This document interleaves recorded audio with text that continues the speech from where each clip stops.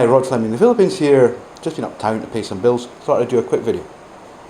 This one is about lifestyle gaze and rapid onset gender dysphoria. Right, now lifestyle gaze, what do I mean by that?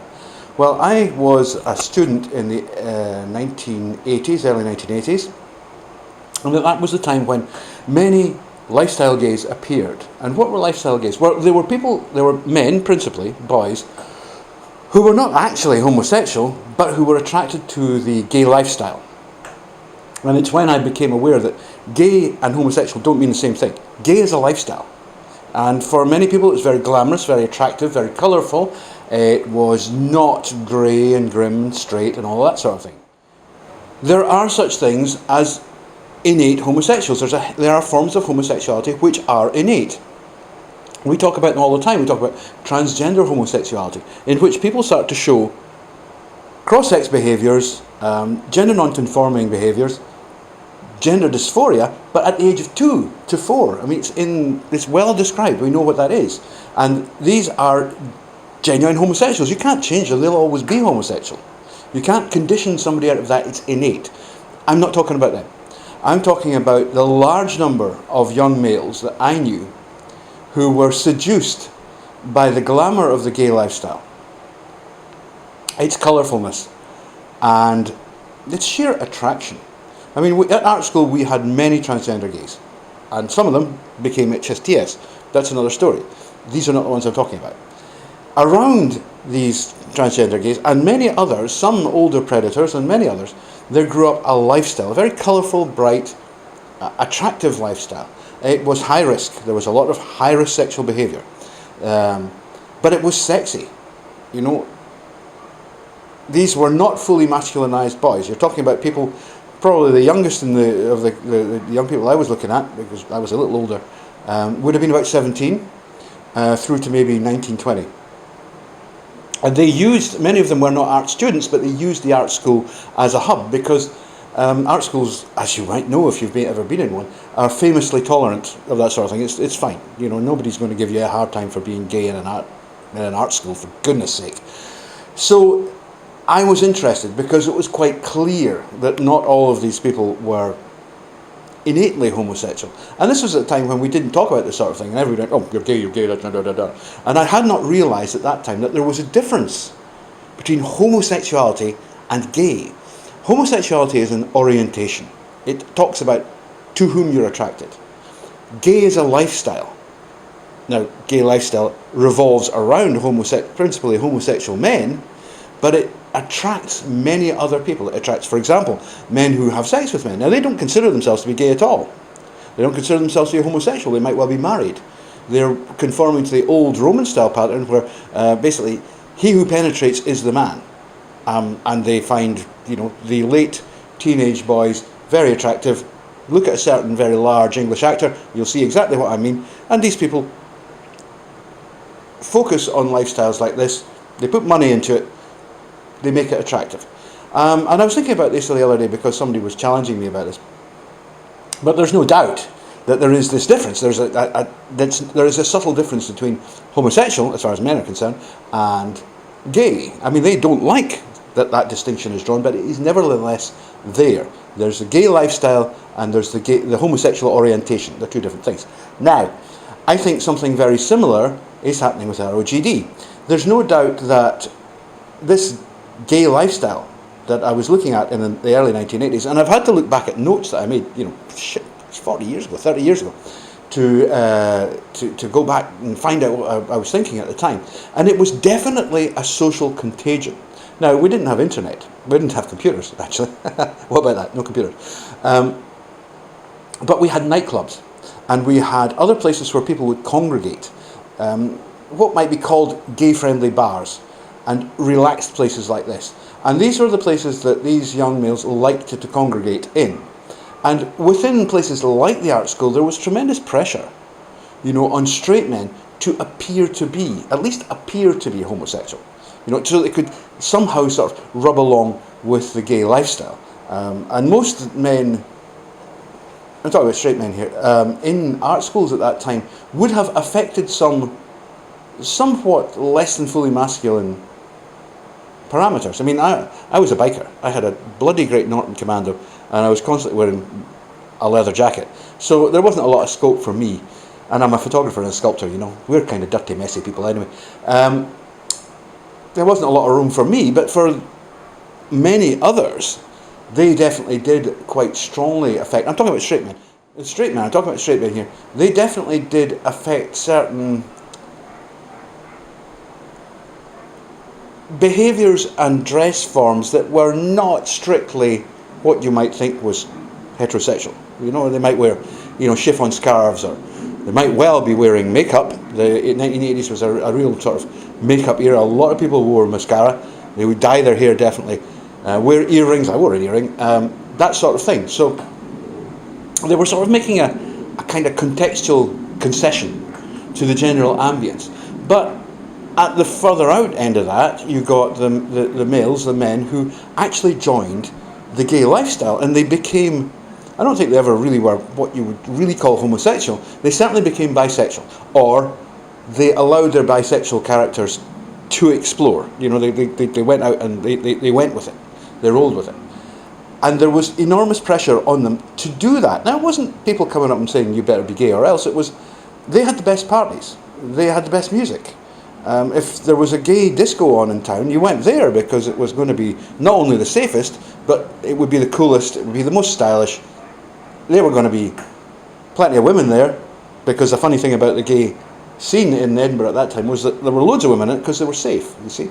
So as long as you were cool with the gays, you were going to be okay, and there'd be girls there, you could meet them. It was all a very cool, hassle-free environment.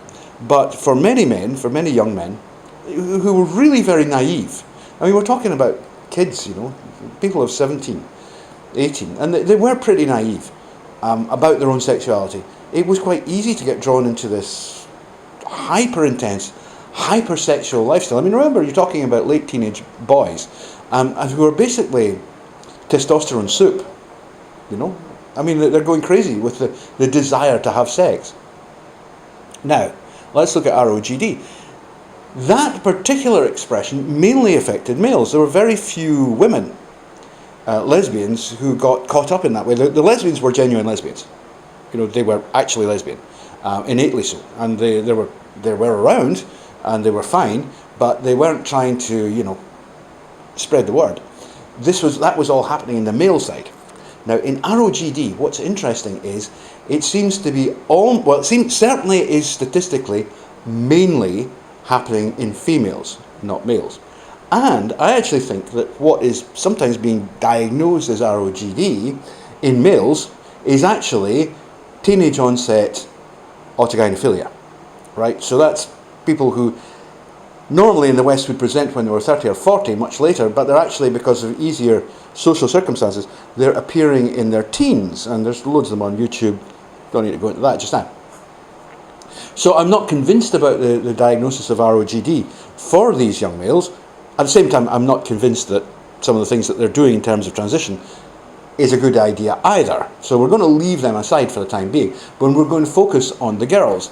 And it seems to me there's an awful lot of parallels between what I was seeing in the 1980s and what we're looking at now, really getting on for 35 years later, certainly, in this new young people's community, where women are under enormous pressure to basically change their gender. And there was a paper released last month, we talked about it already, it's a paper by Lisa Littman. It interviewed parents, and they always seem to come up with the same thing, that the individuals concerned had spent a lot of time on social media prior to this, oh mum, I'm trans. And they were very sort of determined that once they'd made this decision, that's what they were. Now that's exactly what we were seeing 35 years ago in the so-called gay scene, where young boys who'd never been with had girlfriends, for goodness sake, suddenly they're part of the gay scene. And no, I didn't choose to be gay, I am that way. It was nonsense. Like I say, there are people who are innately homosexual. I'm not talking about them. But there are also people who are lifestyle gays. I'm sorry, there just are. And I think in ROGD we're seeing something similar. There's definitely females with genuine gender dysphorias, both homosexual and non-homosexual. The non-homosexual variant, it's still very much of a mystery, but not as nearly as well explained as it is in the male forms. But these are real gender dysphorias, and I've talked to the people, some of the people involved, enough to know that they're not faking it. They're real. You know, they have really deep feelings. Some of them are lesbians, and lesbians are actually, you know, once they get over the kind of radfem thing, they're actually really easy to talk to if you're a guy, because they kind of are guys. You know what I mean? There's not a problem with that, and I think that those ones are the innate ones. We can leave them to one side. But you've got all this other group that have suddenly appeared who are basically saying, oh, suddenly now I'm trans, I must be trans. And I've seen it compared, the Littman paper does mention anorexia as being comparable to this ROGD phenomenon. I've seen others, and I have certainly suggested that it might be associated or similar to self-harming. These are very well known problems of adolescence in young women. They're really well known. They've been a problem for decades, you know, and a well publicized one. And I think this ROGD, it's a social contagion which falls into the same categories. These people are not actually gender dysphoric at all. They're being misdiagnosed. And by the way, I'm not talking about the airhead genders. That's the ones who think you don't have to have dysphoria to be trans. I mean, basically, that's just a fashion statement, and we can just ignore it. It's no more serious than, goodness gracious, punk or emo. You know, it's not. They are not real genders. It just forget that. That is an artifact of postmodernism. And in terms of understanding sexuality and the health implications for the people involved, since most of those people don't take hormones or do anything at all to change their appearance, but they just like to call themselves trans, they can be safely ignored. They're just a pain in the ass, basically, because they start with the nonsense about pronouns, which it's ridiculous. I mean, at the end of the day, if you look like a girl, you're a girl. If you look like a boy, you're a boy. And it's that simple. I had a nice HSTS come on to me chatting the other day, saying how annoyed she is about the whole bathroom thing, and she's not alone, because she's saying, well, you know, if you pass, you use the bathroom. And that's it. You know, it's no big deal. The ones who are making the big deal are the ones who don't pass. You know what I mean?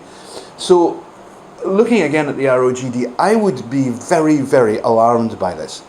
Now, to go back to the young males of the 1980s, what really stopped that or nipped that whole thing in the bud was HIV.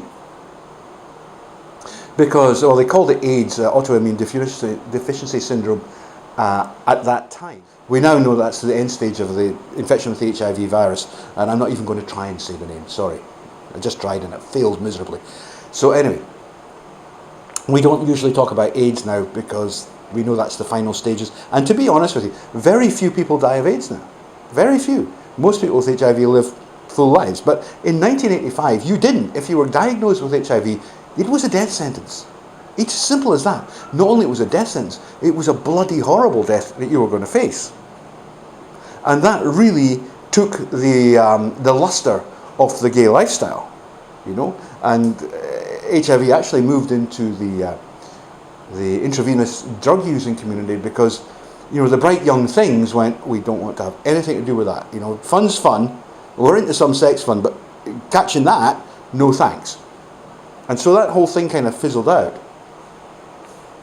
And I think we're seeing something very similar here. It's a ROGD, this thing that's affecting young women, and I'm sure it's exclusively on young women, by the way. It's a social contagion. It's very similar in nature. Hopefully nothing like HIV will suddenly appear to affect them, because, you know, a lot of my friends got killed by that, and it's something I'm sensitive about. But at the same time, they are actually taking huge risks with their bodies, having surgeries which I think are totally inappropriate. They should not be having them, and which are going to change their lives permanently. They're talking about young women making themselves sterile, and they can never have children. They can never have full lives as women. And when you look at that and the way it's shaping up, you have to look at why is it happening? What's causing this? And the answer is postmodernist feminism. Feminism says that gender is not real, that it's a construct. So what's happened is that young women are saying, well, If gender is a construct and my gender is making me miserable, why don't I just change my gender? Why don't I just be a guy? Because they're being told loads of crap about how awful it is for women to be looked at by men. Well, exactly why is that a bad thing? You know? But that's what they're being fed in schools and universities across the country, is that women, that just a man just looking at a woman is some kind of sexual intimidation. It's some sort of harassment. It's complete nonsense. And by the way, men are just going to ignore it. But the people who have been damaged by these ideas are young women. So this is a backlash against feminism. And the people who need to stand up and admit culpability for the lives that are being ruined are the feminists, the postmodernist feminists. They're the baddies here. You know, and I know that they're out there trying to do their thing in the gender crit movement. But they're complete bloody hypocrites, because they're the ones who are causing the problem. If they'd taught people the truth, which is that gender is actually innate and that it is actually completely linked to sexuality, then this problem would not be happening. It just wouldn't be. This is all being caused by feminist lies. And these liars are then turning around and saying, well, okay, we'll just stop all transition, even for the ones who are genuinely dysphoric and who do need the help. Now, we have to stand up and say something about this bloody nonsense. Feminism has gone way too far, and I'm going to be saying more about it. But this is one where feminists are actually destroying the lives of young women with their bullshit about, you know, gender isn't real. It's just, I quote, a construct designed to suppress women. That's complete crap. It's a blatant lie, but it's destroying people. It's harming young lives, and we need to throw it back in these people's faces and say, right, now we've had enough of you. We really have. So that's my rant for today. Have fun. I'm off. I'm going to have a little bit, I don't know if you've noticed it, a nice little rum and coke there. It's afternoon, and it's that time of day. Take care of yourselves, guys. Bye.